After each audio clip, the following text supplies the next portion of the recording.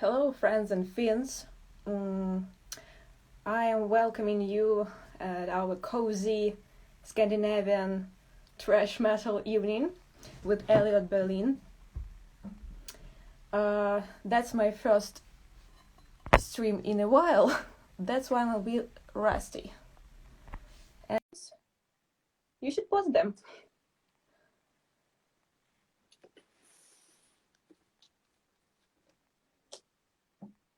Oh my.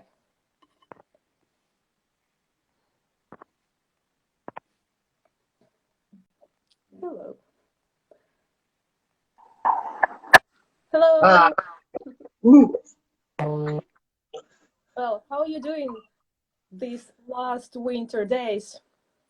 Yeah, I'm good. It's been hectic the last couple of weeks. Start of the new year has been absolutely insane, but I think I'm pretty all right. How are you doing? I had quite difficult winter too, with this COVID thing and all in my family. So Oh, yeah, I'm kind of happy it's over yeah. and this shit. So, and first of all, congratulations with these. Thanks. Thanks. I was participating. I was excited for this release, and it makes me proud that you did such a great job. Well, thanks. Thanks. I think on our end, we're just happy that, Yeah. you know, Mm-hmm. time to do the next thing. Baby steps. Yeah. Well, we already started writing the next one, actually. So hopefully that will just be another year or so until next record's coming out. Yeah. Well, I have maybe a strange question, but again, I'm Ukrainian, and I Mhm.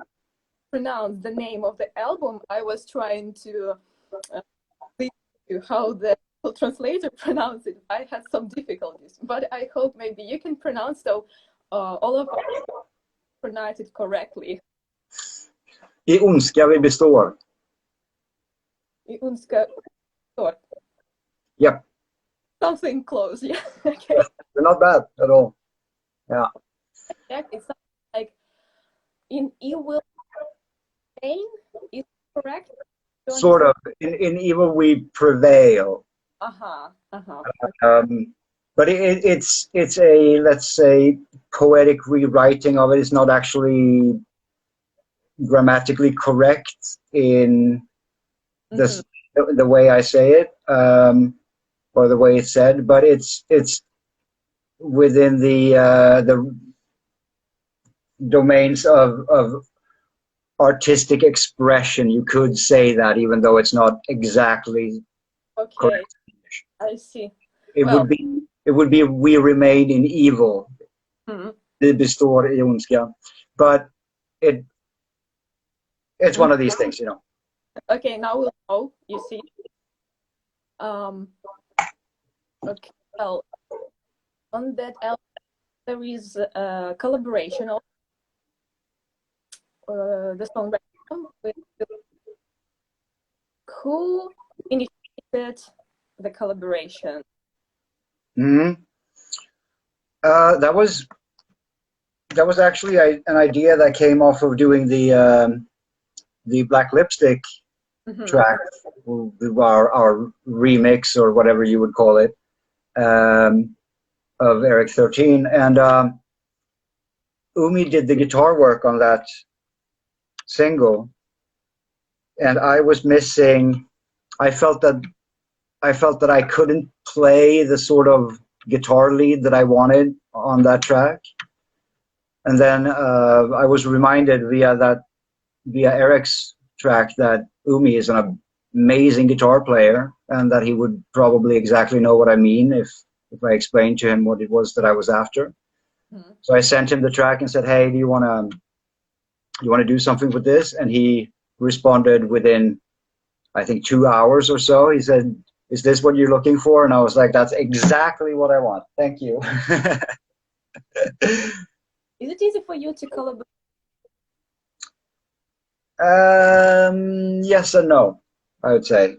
I personally, I hate it when people are too focused on genres and like how things are supposed to be done, or and unfortunately I think a lot of musicians are locked into ideas on how to do things. Like, I don't know, like if you're playing metal, then it has to sound a certain way, or it has to be done a certain way, and I don't think so. I try to when I write music, there's always constants. I mean, you probably know at this point I work in many different genres at once, and the thing that's constant is the use of harmonies and melodies and chords and all of this kind of stuff that I always come back to, and that's consistent all over the board. And then what the expression is at the moment, that's something else. And for example, for NIDBILD, I like to draw influence from traditional music, but not necessarily the way that other metal bands would. I think I think I have a different approach to it. We'll see what people think about that. But about the band, sorry, no, now you were breaking up. How have you met with other members of NIDBILD?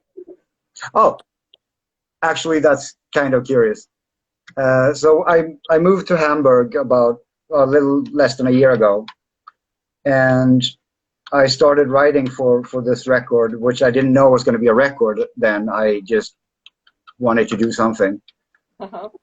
And I didn't have, because I had just moved myself kind of, and not my things yet, I didn't have a bass guitar. So I wrote on Facebook, hey, does anybody have a bass guitar and want to record some things for me if you have some time? And Danica wrote me and said, hey, yeah, I'm bored, I can do it. And some other people too. There were a couple of people who did it and also put down their stuff, but Danica was just so much like more on point for what I wanted.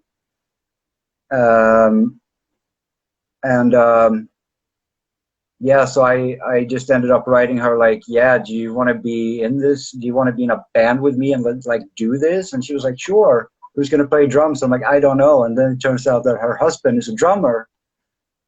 And then we were like, well, how would you feel about your husband playing drums in our band? And she's like, sure, absolutely, that's cool. So, yeah, that's how that was. Yeah, quite curious. That's true. Around a month ago, again, I did the date. You released the cover, Russian band "Смерть нет," and you sang in Russian. Yes. Wow. Thanks. Is it understandable? Can you understand my Russian, or is it really bad? Because I had problems, but it's usually expected because of and that you don't know which it will be. And I was like, and then yeah. I had a lot of help from our Patreon. From our Discord community with the pronunciation. We have a few Russian speaking there, and they helped me with certain words. I did it. I actually recorded the vocals on live stream, and they corrected me when I was wrong. Yeah, and I listened a lot to during the days before recording it. I listened a lot to the track and tried to mimic her pronunciation and everything. Before that, I didn't know that I speak South. So well, that's the thing. They sound the way they do because of their influences, but the song is just a song, and you can easily translate any song to any other sound or genre, right? That's sort of my point with all of this. Is a song is a song. It doesn't matter how it originally sounds like. If it's a good song, then it can be any sound, it can be any shape or form. And I think that's a very, very good song. I'm a big Ice Peak fan. I love them. Well, that's why I want to ask, this song was influenced by the performance during protests, or it was just like your choice? The protests happened in Moscow. That will have nothing to do with it. I decided to do that cover a long time ago, or not a long time ago, but I started in, when did I start that? I started in December at some point, writing the guitar parts and everything, and then obviously, you know, drums take forever, and Danica provided her bass line, and then the very last part was a vocal. So it was over a month in progress, and then these protests in Moscow happened at the same time. I had no idea. Do something, felt something. Yeah, but I mean, it's perfect. It's what we're all about as well, you know. I mean, I fell in love with Ice Peak initially anyway because of their social criticism and their like revolutionary spirit, and how they translate that into this like beautiful art that's so avant-garde and so like hard, you know, but still beautiful. I think it's amazing. So of course, like, that's the connection anyway. And then when it turned out that they were performing at this protest, it's just even better. I just they're so brave that they do this. They're so brave. Yeah, they have several interesting big interviews on the internet. They're Russian, so I'm not sure if you can watch, but that was interesting about their points of views. Very interesting, very strong people, and that mother of girl singer, she an opera singer, or she's, Oh, really? yeah. So the people criticize the front woman not understanding how to sing, but she exactly understands. Right. That's interesting. But I think next time I'm playing a show with any band in Moscow, I will try to invite them. I really want to meet them. I think they seem to be very interesting people. yeah, okay, let's hope. Yes. And also, Short Paris from St. Petersburg is another one of my favorites. Yeah, Now. but you know, one small point, like a big problem, but they are short. Huh? They are short Paris. Short Yes. Paris. Short Paris. Yeah, it's a quirk of the band, and people, especially abroad, they always Paris, and guys like, oh shit, why we've done that. I will remember that. I will try to remember that. You know that yesterday or last week they released a video based on poetry, based on poet Madame, and in video. So cool. I will check that out. yeah, very fresh from Short Paris. What does it mean? The name? Yeah. Nothing, just Okay. they like, and their frontman, well, he's a guy, and I think as he sang songs, it somehow connected. I don't know. It's an interesting name. It's hard to forget, that's for sure. So that's good. Yep. Oh, yeah. Good. Announcement, band announcement. I don't know. Yes. Yeah. Why not? Let's drop it. Some people know already. I've been leaking it a little bit on my socials and whatever, and some people have.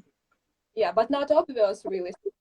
No, not obvious. That's true. Well, I've shared it with our Discord group and so on and so forth. But I'm back in Combi Christ,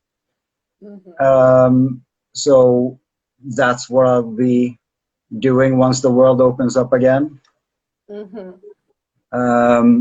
Very excited about this, and I've been working with Andy for the new singles, writing guitar work for that, and it was released yesterday also. Yep. yes, yep, one of them. More coming. Okay. Yeah. Are you started planning some concerts? I don't know if it's possible. There is a tour that starts in, when does that start? Let me see. It is in, it's all difficult now because everything is kind of canceled and pushed on to the future and all of this kind of stuff. We're having hopes still for this one. So July the 16th is scheduled our first show on the tour. Wow. I hope it will happen. We do too. We do too. We decided to go against the grain a little bit. Everybody is canceling things and pushing them towards 2022 and saying we don't know. We rather book shows when we know that we can tour and do all this stuff. And we just decided to do the opposite and say we are 100% sure that we are going to do this tour if we are allowed. And if we aren't allowed, then we'll have to deal with that later. But at the moment, we think that we can do it, and we have to. We have to think that. We have to believe, right? Yeah, because I had tickets to Berlin in April. Oh, it was postponed. Yeah, another show was postponed too. And now when I see some announcements, I'm just like, I don't have maybe high hopes for that. I hope. But if every show just got canceled and pushed on the future, then there wouldn't be anything to hope for. And that's what's important to remember here also. That at some point it has to end. It has to. That's just the case. And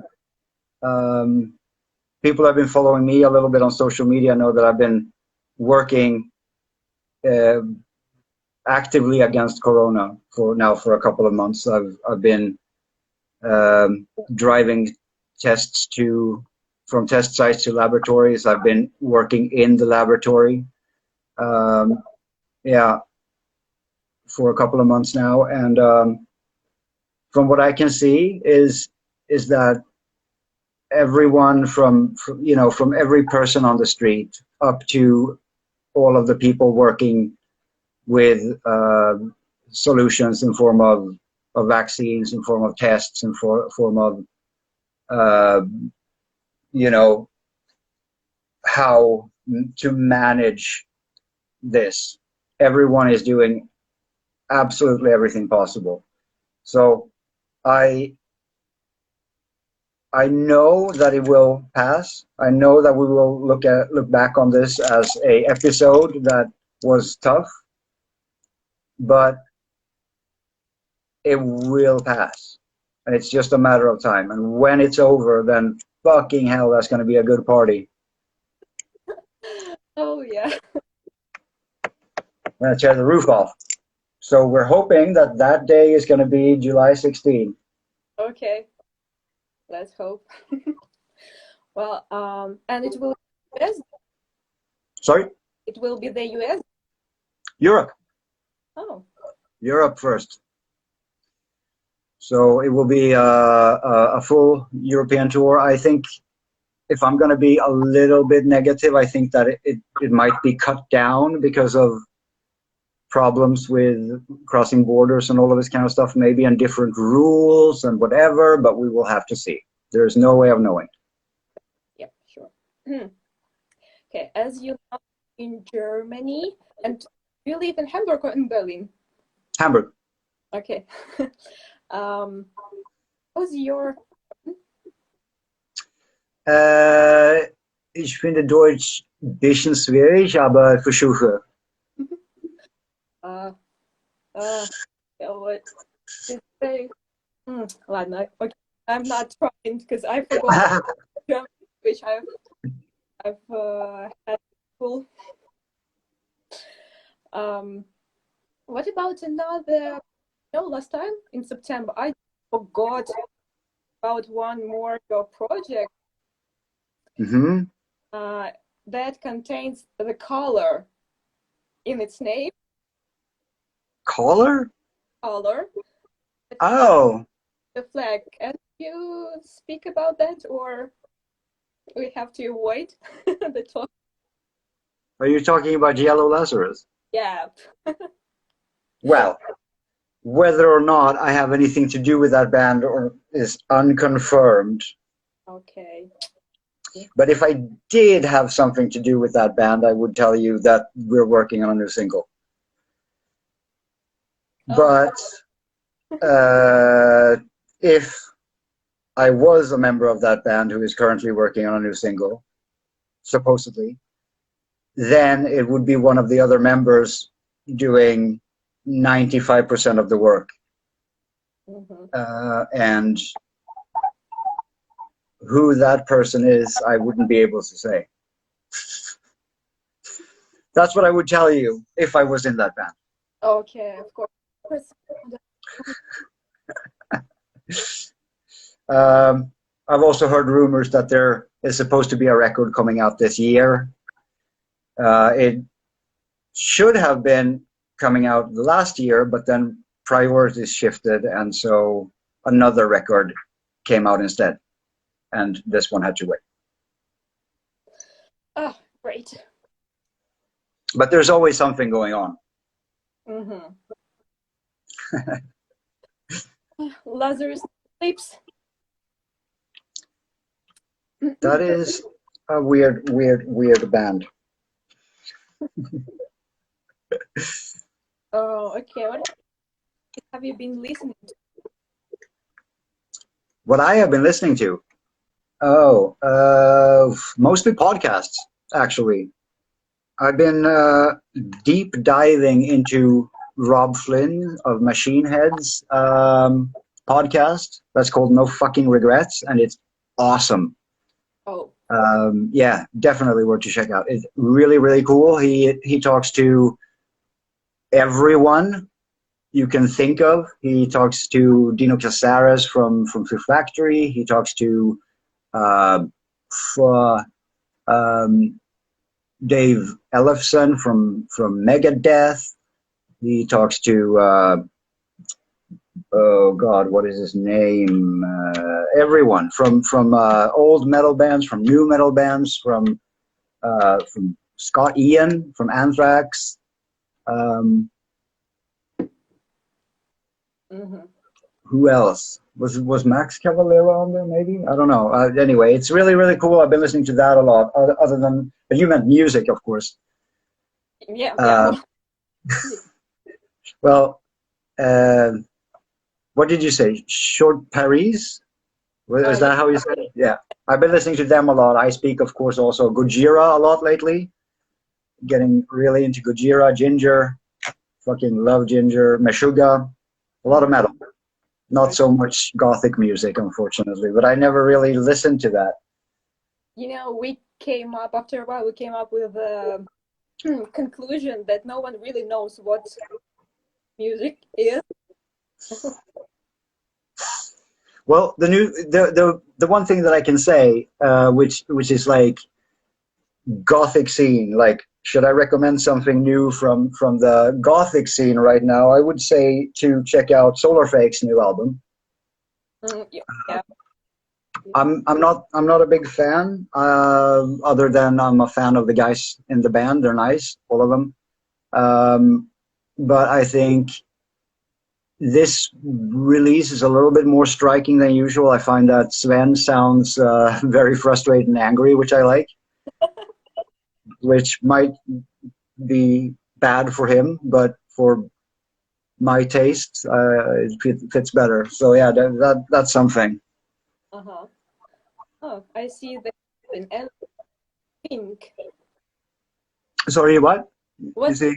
I see the question in the chat. What's the question? What did you drink? It's moving so fast. Just now, pink. What, yesterday? I Or think what? What did you do? Oh, just now? This? I think it's about It is Vinas de Lastra, Gran Reserva, 2014. cheers. Nostrovia. Oh yeah. Yes, yeah, I have a new job. I'm working for a wine company, so I have to pretend like I like wine. No, I love wine. I'm a, I'm a big wine fan, actually. So that it fits perfectly. I guess that's maybe why I got the job. Maybe you have a common interest in that case in Combi Christ with Eric. Yeah, but he's more a white wine drinker, no? I think so. I think he's like a Riesling guy. Oh my. I don't remember. I think that he's a white wine drinker. I'm not. I'm on the other side of the tracks. We don't get along, so But I don't know about that. you will not drink yours, and you will not drink his wine. So That's good, right? yeah, no fights. No fights over wine.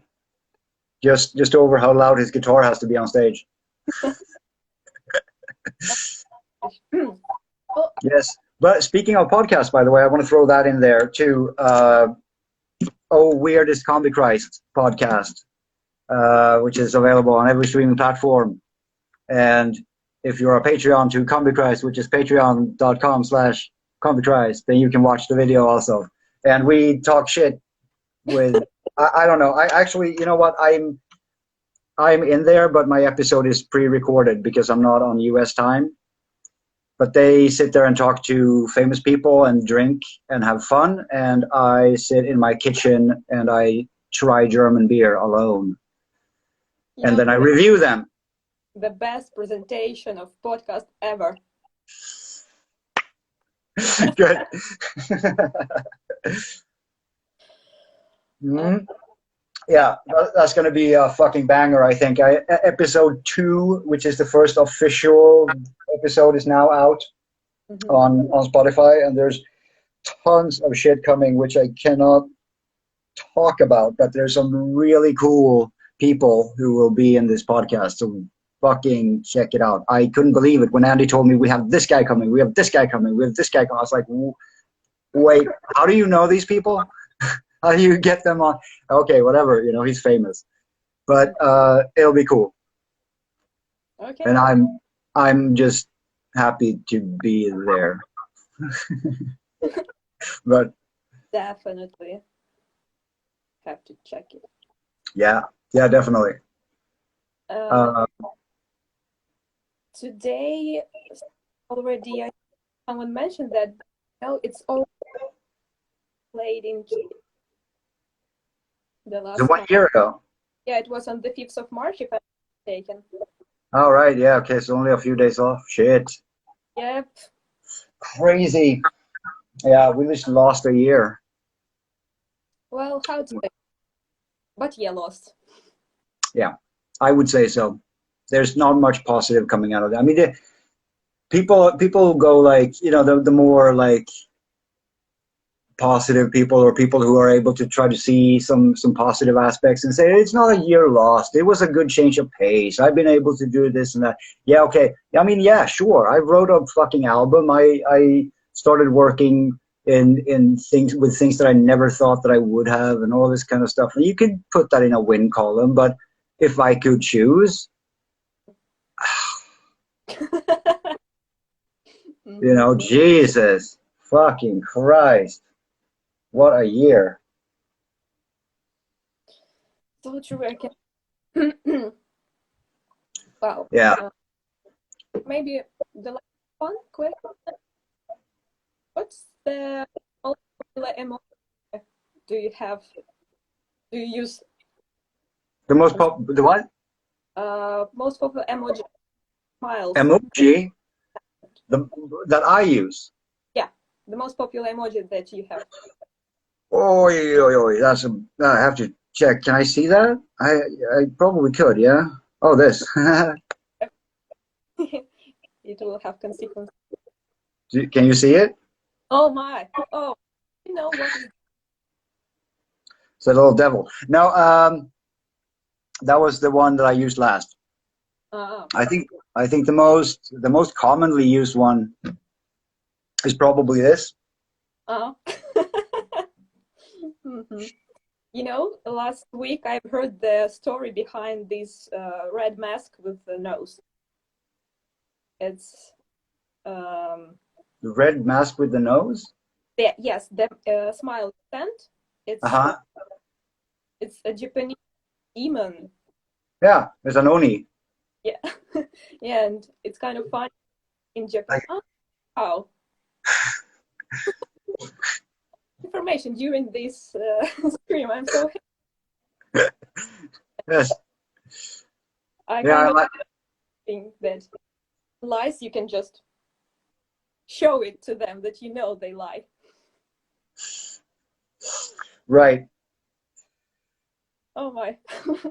Well, Oh, we saw your tattoos. We found out about the comprised event about podcasts.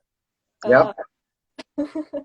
Then you release a book. Have I forgotten something?